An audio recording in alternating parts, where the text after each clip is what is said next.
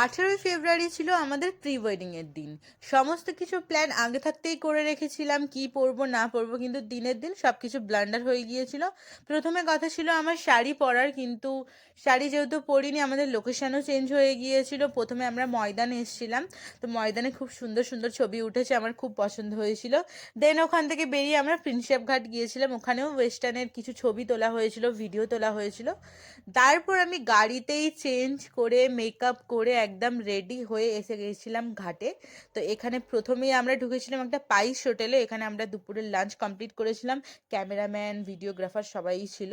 দেন আমরা ফুল মার্কেট গিয়েছিলাম, এই যে আমার সব থেকে পছন্দের ফুল সানফ্লাওয়ার, এটা নিয়ে আমরা ঘাটে এসেছিলাম এখানে কিছু ছবি আর ভিডিও তোলা হবে বলে। একটা দিনে যেহেতু 3টে লোকেশন আমরা কভার করে ড্রেস চেঞ্জ করে করে ছবি তুলেছিলাম, তাই জন্য আমরা সবাই খুব টায়ার্ড ছিলাম।